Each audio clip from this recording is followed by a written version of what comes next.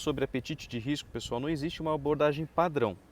Então, para aqueles que acreditam que eu defini apetite de risco de maneira geral para minha companhia, toma cuidado. Porque a sua companhia pode ter produtos ou processos que tenham características diferentes, que estejam funcionando em meios diferentes, meio físico, meio digital e por aí vai, que por sua natureza tenham exposições distintas, tá certo? Então não existe uma abordagem padrão. Não existe também aquela sensação de que, olha, esse é o jeito certo de se fazer. Muito pelo contrário, cada empresa, como eu disse, pode ter um nível de maturidade diferente. E para isso precisa adequar a definição de apetite de risco ao nível de maturidade da empresa. E é sobre para você que está começando agora que pode me questionar, então por onde eu começo? Eu gostaria de ter essa preocupação em ter processos um pouco mais sustentáveis, um pouco mais independentes de um viés ou de uma arbitrariedade de uma única pessoa. Ou seja, eu gostaria que a empresa respeitasse limites sustentáveis de operação. Tá legal? Então, para quem está começando agora aqui algumas recomendações, eu sugiro começar pela revisão e reflexão sobre os objetivos da companhia e como esses objetivos foram cascateados em metas. Como as metas da sua companhia está definida. Existe uma relação, pessoal, entre o nível de exposição de risco e performance. Quanto mais faturamento, quanto mais desempenho a empresa tiver, é uma expectativa que a complexidade e o risco de sustentação acompanhem essa curva. Tá? Então existe uma relação entre esses dois vértices. Quanto mais desempenho, mais risco eu tendo a ter. Tá legal? Então, eu recomendaria que fizesse uma reflexão sobre essas metas, porque certamente essas metas têm um target, têm um valor estabelecido, para depois poder ser mensurado e depois, evidentemente, ser avaliado se atingiu as metas ou não.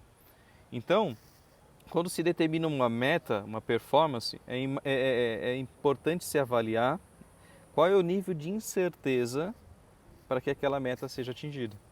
Ou aquilo que pode contribuir, quais são os riscos que podem contribuir para que essa meta não seja atingida. Então, quando você começa a fazer essa correlação, essa análise, você vai começar a identificar alguns pontos dentro daquilo que você está de olho, no seu começo de empresa, que é performance, que é resultado, etc., que podem dar errado e com base nisso você fazer uma definição de, olha, eu vou até essa meta, mas eu também não aceito correr tal nível de exposição de risco, mesmo que o resultado potencialmente possa ser muito superior. A gente vai falar um pouquinho sobre isso. Eu vou dar alguns exemplos aqui. Didáticos, evidentemente, aqui só para exemplificar essa correlação. Então, preciso fazer uma volta rápida em uma corrida, mas isso tem um limite com relação à segurança e combustível. Ou seja, não adianta eu querer correr o máximo possível e não respeitar em determinados momentos da pista que necessitam de ter freio, que necessita de ter uma cadência melhor na hora de fazer uma curva e, sobretudo, estar de olho no combustível, porque dentro da Fórmula 1, um exemplo que eu estou dando aqui, se você vai fazer uma volta de classificação, não adianta você fazer uma volta com combustível muito vazio, porque você vai começar a corrida com combustível muito baixo e você vai ter que fazer a parada. E isso pode te dar uma falsa sensação de vantagem no início, mas no curtíssimo prazo você perde essa vantagem. Tá legal? Um outro exemplo é o seguinte: ao emprestar dinheiro, eu preciso saber o limite que posso aguentar a falta de pagamento, para que eu possa honrar os meus compromissos. Ou seja, nesse caso, apesar de ser qualitativa, já existe uma indicação aqui de que se eu tenho meu business com relação a empréstimo de dinheiro, eu preciso avaliar em qual nível eu possa absorver uma falta de recebimento dessas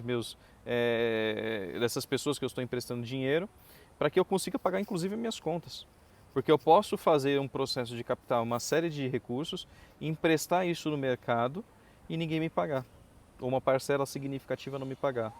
Se eles não me pagarem, como é que eu vou pagar as minhas próprias contas e, sobretudo, aquelas pessoas que eu captei essa grana? Então tem que ter esse limite. Eu posso ter uma falsa sensação de spread sobre esses empréstimos, mas eu preciso tomar cuidado com relação à exposição de risco sobre esse assunto.